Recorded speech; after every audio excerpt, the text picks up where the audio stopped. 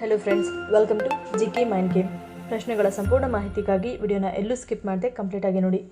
ಇವತ್ತಿನ ಪ್ರಶ್ನೆಗಳಲ್ಲಿ ಮೊದಲನೇ ಪ್ರಶ್ನೆ, ನಮ್ಮ ದೇಹದಲ್ಲಿ ಯಾವ ಅಂಶ ಕಡಿಮೆಯಾದರೆ 12 ರೀತಿಯ ರೋಗಗಳು ಬರುತ್ತವೆ?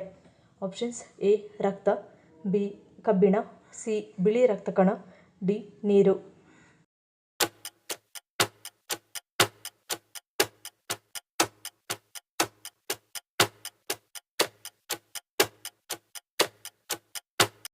ಸರಿಯಾದ ಉತ್ತರ ಆಪ್ಷನ್ ಎ ಮತ್ತು ಬಿ.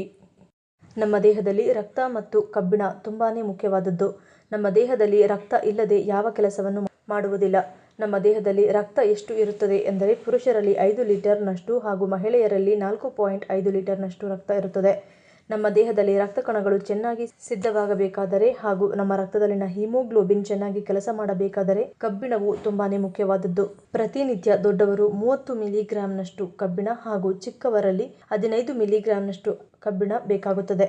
ಇಂತಹ ಕಬ್ಬಿಣ ದೇಹದಲ್ಲಿ ಕೊರತೆಯಾದಾಗ ಅನೇಕ ಆರೋಗ್ಯ ಸಮಸ್ಯೆಗಳು ಉದ್ಭವವಾಗುತ್ತವೆ. ಇನ್ನು ಈ ಐರನ್ ಸಮಸ್ಯೆ ಹೆಚ್ಚಾಗಿ ಚಿಕ್ಕ ಮಕ್ಕಳಲ್ಲಿ ಹಾಗೂ ಹೆಚ್ಚಾಗಿ ಮಹಿಳೆಯರಲ್ಲಿ ಕಂಡುಬರುತ್ತವೆ.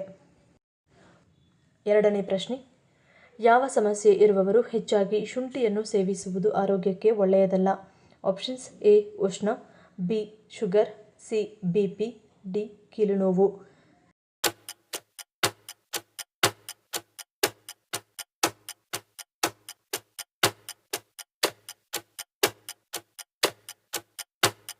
ಸರಿಯಾದ ಉತ್ತರ ಆಪ್ಷನ್ ಎ ಉಷ್ಣ. ಶುಂಠಿಯು ದೇಹದಲ್ಲಿ ಉಷ್ಣವನ್ನು ಉತ್ಪಾದಿಸುತ್ತದೆ. ಹೀಗಿರುವಾಗ ಉಷ್ಣ ಸ್ವಭಾವದ ದೇಹವನ್ನು ಹೊಂದಿರುವವರು ಅತಿಯಾದ ಶುಂಠಿಯನ್ನು ಸೇವಿಸುವುದು ಒಳ್ಳೆಯದಲ್ಲ. ಇದರ ಅತಿಯಾದ ಸೇವನೆಯು ಹೊಟ್ಟೆಯ ಕಿರಿಕಿರಿ, ಆಮ್ಲ ರಚನೆ, ಗ್ಯಾಸ್ ಮತ್ತು ಮಲಬದ್ಧತೆಯಂತಹ ಸಮಸ್ಯೆಗಳನ್ನು ಉಂಟುಮಾಡುತ್ತದೆ. ಶುಂಠಿಯು ರಕ್ತವನ್ನು ತೆಳುಗೊಳಿಸುವ ಗುಣಗಳನ್ನು ಹೊಂದಿದೆ. ಆದಾಗ್ಯೂ ಅದರ ಅತಿಯಾದ ಸೇವನೆಯು ರಕ್ತ ಹೆಪ್ಪುಗಟ್ಟುವಿಕೆಯ ಮೇಲೆ ಪರಿಣಾಮವನ್ನು ಬೀರುತ್ತದೆ.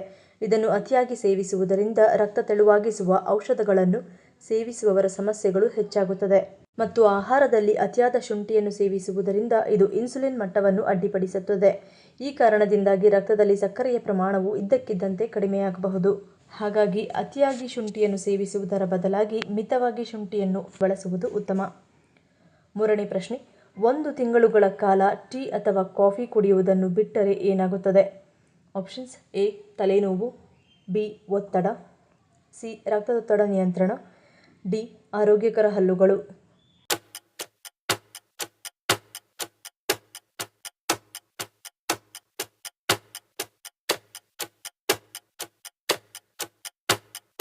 ಸರಿಯಾದ ಉತ್ತರ ಆಪ್ಷನ್ ಸಿ ಮತ್ತು ಡಿ. ದೇಹ ದಣಿದಿರುವಾಗ ಟೀ ಕಾಫಿ ಕುಡಿಯುವುದರಿಂದ ಕೊಂಚ ಸಮಾಧಾನ ಸಿಗುತ್ತದೆ. ಆದರೆ ಇದನ್ನು ಅತಿಯಾಗಿ ಸೇವಿಸುವುದರಿಂದ ರಕ್ತದೊತ್ತಡ ಸಮಸ್ಯೆ ಹೆಚ್ಚಾಗುತ್ತದೆ. 1 ತಿಂಗಳ ಕಾಲ ಟೀ ಕಾಫಿ ಕುಡಿಯುವುದನ್ನು ನಿಲ್ಲಿಸುವುದರಿಂದ ರಕ್ತದೊತ್ತಡ ನಿಯಂತ್ರಣದಲ್ಲಿರುತ್ತದೆ. ನಿದ್ರೆಯ ಮೇಲೆ ಉತ್ತಮ ಪರಿಣಾಮ ಬೀರುತ್ತದೆ. ಟೀ ಕಾಫಿ ಕುಡಿಯುವುದನ್ನು ನಿಲ್ಲಿಸಿದರೆ ನೆಮ್ಮದಿಯ ನಿದ್ದೆಯನ್ನು ಪಡೆಯಬಹುದು. ಚಹಾ ಮತ್ತು ಕಾಫಿಯಂತಹ ಬಿಸಿ ಪಾನೀಯಗಳು ಹಲ್ಲುಗಳ ಮೇಲೆ ಪ್ರತಿಕೂಲ ಪರಿಣಾಮವನ್ನು ಬೀರುತ್ತವೆ. ಇವುಗಳನ್ನು ಕುಡಿಯುವುದರಿಂದ ಹಲ್ಲುಗಳ ಬಣ್ಣ ಮಾಯವಾಗುತ್ತದೆ, ಹಲ್ಲುಗಳು ದುರ್ಬಲವಾಗುತ್ತವೆ. 1 ತಿಂಗಳ ಕಾಲ ಟೀ ಕಾಫಿ ಕುಡಿಯುವುದನ್ನು ನಿಲ್ಲಿಸಿದರೆ ನಿಮ್ಮ ಹಲ್ಲುಗಳು ಆರೋಗ್ಯವಾಗಿರುತ್ತವೆ. ಹಾಗೆಯೇ ನಿಮ್ಮ ಜೀರ್ಣಶಕ್ತಿ ವೃದ್ಧಿಸುತ್ತದೆ ಮತ್ತು ಅನೇಕ ಹೊಟ್ಟೆಯ ಸಮಸ್ಯೆಗಳಿಂದ ಪರಿಹಾರವನ್ನು ಪಡೆಯಬಹುದು. ನಾಲ್ಕನೇ ಪ್ರಶ್ನೆ, ರಸ್ತೆಯ ಒಂದು ಕಡೆ ನದಿ ಮತ್ತು ಇನ್ನೊಂದು ಕಡೆ ಸಮುದ್ರವನ್ನು ಹೊಂದಿರುವ ಪ್ರದೇಶ ಯಾವ ರಾಜ್ಯದಲ್ಲಿದೆ? Options: A Kerala, B Gujarat, C Karnataka, D Andhra Pradesh.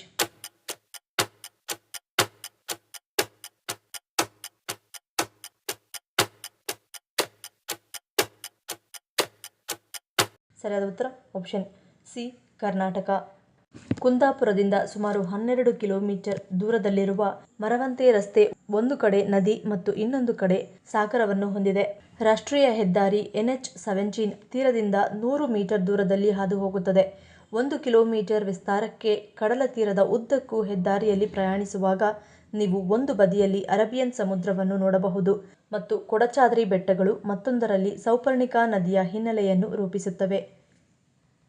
ಐದನೇ ಪ್ರಶ್ನೆ, ಯಾವ ದೇವರ ಪೂಜೆಯಲ್ಲಿ ಬಿಳಿ ಎಕ್ಕದ ಹೂವನ್ನು ಅರ್ಪಿಸುವುದರಿಂದ ವಿಶೇಷ ಅನುಗ್ರಹ ಲಭಿಸುತ್ತದೆ? Options: A Shiva, B Ganesha, C Subrahmanya, D Vishnu.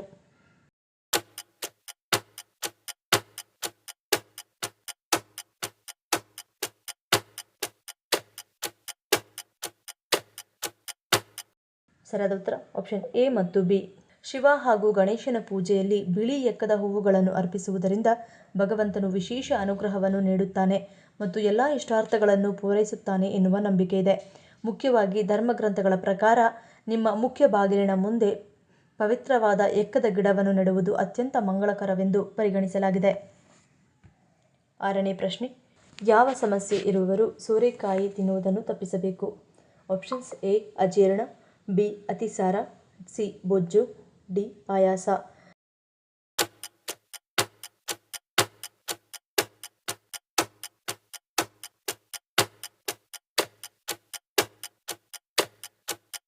ಸರಿಯಾದ ಉತ್ತರ ಆಪ್ಷನ್ ಎ ಅಜೀರ್ಣ.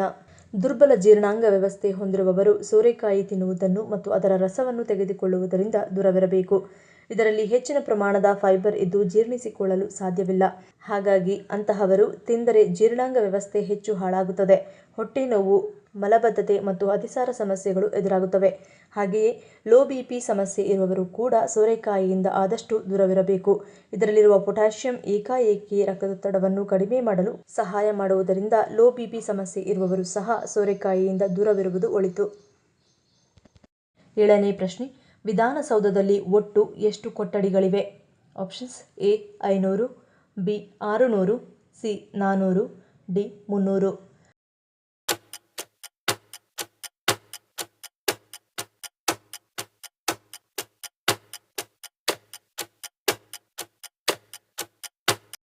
ಸರಿಯಾದ ಉತ್ತರ ಆಪ್ಷನ್ ಡಿ 300. ಕರ್ನಾಟಕದ ಬೆಂಗಳೂರಿನಲ್ಲಿರುವ ವಿಧಾನಸೌಧದಲ್ಲಿ 300 ಕೊಠಡಿಗಳಿದ್ದು ಇವುಗಳನ್ನು ರಾಜ್ಯ ಸರ್ಕಾರದ ವಿವಿಧ ಇಲಾಖೆಗಳು ಬಳಸುತ್ತಿವೆ. ಭವ್ಯವಾದ ರಚನೆಯು 46 ಮೀಟರ್ ಎತ್ತರದಲ್ಲಿದೆ. ಇದು ನಗರದ ಅತ್ಯಂತ ಭವ್ಯವಾದ ಕಟ್ಟಡಗಳಲ್ಲಿ ಒಂದಾಗಿದೆ. 8ನೇ ಪ್ರಶ್ನೆ, ದೊಡ್ಡಪತ್ರೆ ಎಲೆಯನ್ನು ತಿನ್ನುವುದರಿಂದ ಯಾವ ರೋಗ ವಾಸಿಯಾಗುತ್ತದೆ? ಆಪ್ಷನ್ಸ್ ಎ ಬಿಪಿ, ಬಿ ತಲೆನೋವು, ಸಿ ಶುಗರ್, ಡಿ ಅಸ್ತಮಾ.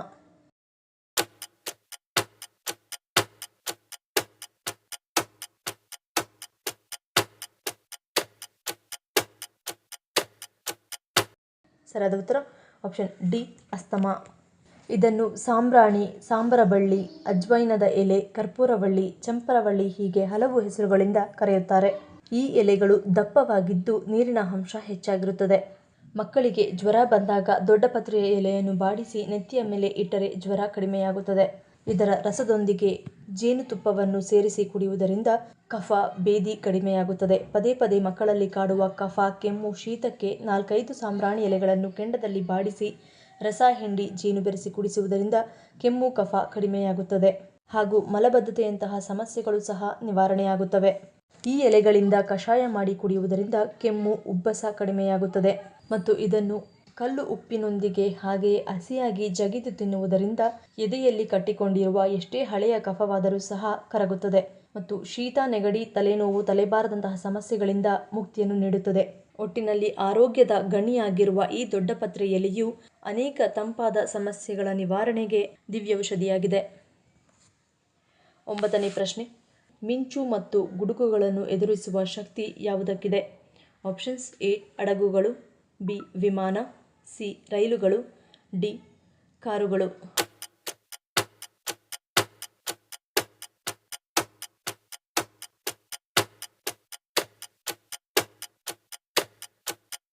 ಸರಿಯಾದ ಉತ್ತರ ಆಪ್ಷನ್ ಬಿ ವಿಮಾನ. ವಿಮಾನಗಳು ಮಿಂಚು ಮತ್ತು ಗುಡುಗುಗಳನ್ನು ನಿಭಾಯಿಸಬಲ್ಲವು, ಏಕೆಂದರೆ ಅವುಗಳ ಅಲ್ಯೂಮಿನಿಯಂ ಚರ್ಮವು ಗುರಾಣಿಯಂತೆ ಕಾರ್ಯನಿರ್ವಹಿಸುತ್ತದೆ. ಹೊರಗಿನ ಸುತ್ತಲೂ ವಿದ್ಯುತ್ತನ್ನು ನಿರ್ದೇಶಿಸುತ್ತದೆ.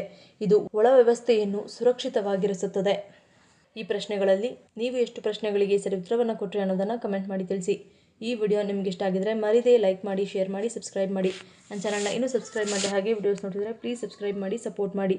ಮತ್ತೊಂದು ಇಂಟ್ರೆಸ್ಟಿಂಗ್ ವಿಡಿಯೋಂದಿಗೆ ಸಿಗ್ತೀನಿ. Until love you all, take care.